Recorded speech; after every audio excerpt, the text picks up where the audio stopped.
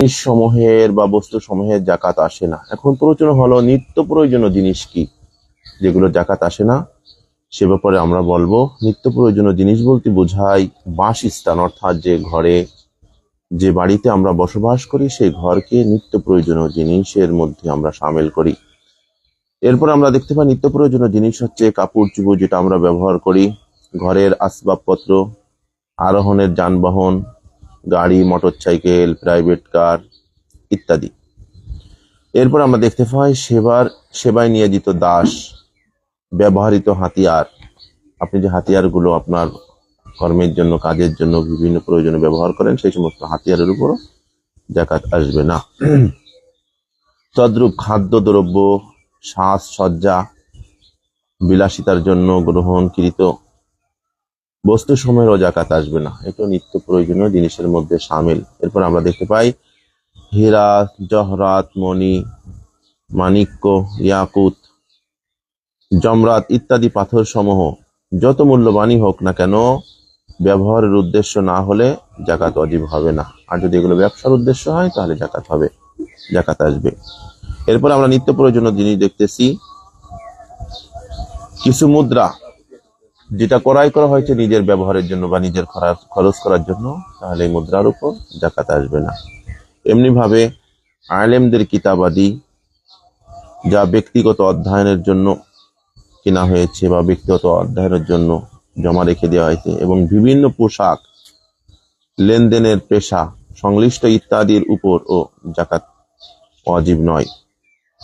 যাই হোক সম্মানিত, শুধু আমরা জানতে পারলাম কি কি বস্তুর উপর জাকাত আসবে না।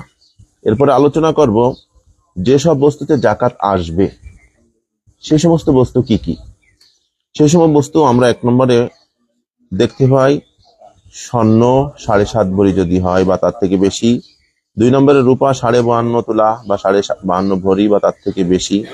3 নম্বরের নগদ টাকা পয়সা ও ব্যবসার পণ্যের উপর বা ব্যবসার যে পণ্য আছে সেই পণ্য লাভের উপর জাকাত আসবে। এরপর আমরা দেখতে পাই কোন ব্যক্তির কাছে কিছু স্বর্ণ বা কিছু নগদ টাকা আছে এবং কিছু ব্যবসার পণ্য আছে। যদি পৃথক ভাবে কোনোটারই যদি নিছাপ পূর্ণ না হয়, তাহলে এই ক্ষেত্রে সবগুলোকে একত্রিত করার পরে যদি 52.5 তোলা রূপার সমপরিমাণ সম্পদের মাল হয় বা তার মূল্য হয়, তাহলে সেই ব্যক্তির উপর জাকাত ফরজ হবে বা সেই পণ্যের উপর জাকাত ফরজ হবে। এরপরে আমরা দেখতে পাচ্ছি গবাদি পশু যেগুলো মাঠে চরে তার উপর জাকাত ফরজ হয়। ভেড়া, বকরি, গাভী, মহিষ, উট ইত্যাদি এগুলোর উপর জাকাত আসবে। যদি এগুলো চরে খায়, নিজের ব্যক্তিগত ভাবে চরে খায়, তাহলে এই সমস্ত প্রাণীর উপর জাকাত আসবে। 5 নম্বরে আমরা দেখতে পাই উশরি জমির উপর জাকাত আসবে তার 10ম অংশে, অর্থাৎ 10 ভাগের 1 ভাগের উপর জাকাত ওয়াজিব বা ফরজ হবে। এখন কথা হচ্ছে উশরি জমি কি। উশরি জমি বলতে বোঝায় যে জমি আল্লাহর পানি দিয়ে, আসমানের পানি দিয়ে, বৃষ্টির পানি ধারা যে জমি আমরা চাষ করে থাকি, নিজের ব্যক্তিগত পানির জন্য শ্রম করা লাগে না, শ্রম দেওয়া লাগে না, সেচ দেওয়া লাগে না, আল্লাহর দেওয়া আসমানি পানির ধারাই যে জমিতে ফসল উৎপন্ন হয় সেইটাকেই বলে উসুর। আর এই জমির ফসলের 10 ভাগের 1 ভাগ দেওয়া হচ্ছে ফরজ। তা যাই হোক সম্মানিত, শুধু আমরা জানতে পারলাম যে কোন কোন বস্তুর উপর জাকাত আসবে এবং কোন কোন বস্তুর উপর জাকাত আসবে না। আসলে এটা কিন্তু একটা মৌলিক বিষয়। কত সময় আমরা বুঝি না যে কোন কোন বস্তুর উপর জাকাত আসবে এবং কোন কোন বস্তুর উপর জাকাত আসবে না। তো জাকাত যেহেতু ইসলামের স্তম্ভর 5টা স্তম্ভের একটা স্তম্ভ, ফরজ কাজ, এই জন্য প্রত্যেকটা মুমিন মুসলমানের জন্য, বিশেষ করে যাদের উপর জাকাত ফরজ হয়েছে, যারা সম্পদশালী, যারা অর্থবান, সেই সমস্ত ব্যক্তিদের জন্য এগুলো জানাটা জরুরি যে কোন কোন বস্তুর উপর জাকাত আসবে, কোন কোন বস্তুর উপর জাকাত আসবে না। আসলে এই মশালাটাই মৌলিক, এই বিষয়টা না জানার কারণে কত সময় দেখা যায় যে যারা অর্থবান, যাদের উপর জাকাত ফরজ হয়েছে, কিন্তু এই মশালা না জানার কারণে তারা এই ফরজ কাজটা থেকে বঞ্চিত থেকে আল্লাহর নাফরমানির মধ্যে পড়ে যায়।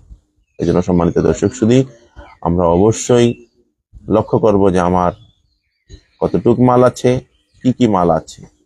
যদি আমার যদি এমন হয় যে আমার উপর জাকাত ফরজ হয়ে গেছে, অবশ্যই আমরা আল্লাহ তাআলার এই হুকুমকে পালন করব। আর যদি ফরজ না হয়ে থাকে, তাহলে রমজান মাস যেহেতু দান সাদকার মাস, আমাদের প্রিয় নবী সাল্লাল্লাহু আলাইহি ওয়াসাল্লাম বেশি বেশি দান সাদকা করতেন, আমরা সাধারণ দান বেশি বেশি করব, দানের হাতটাকে আমরা প্রসারিত করার চেষ্টা করবো ইনশাআল্লাহ। যাই হোক, আল্লাহ পাক রব্বুল আলামিন সকলকে সুস্থ সুন্দরভাবে রমজানের সিয়াম সাধনা করার সৌভাগ্য দান করেন। যাদের প্রতি জাকাত ফরজ হয়েছে, আল্লাহ তাআলা যেন সকলকে আসানের সহিত জাকাত প্রদান করার সৌভাগ্য দান করেন। আমিন। আসসালামু আলাইকুম।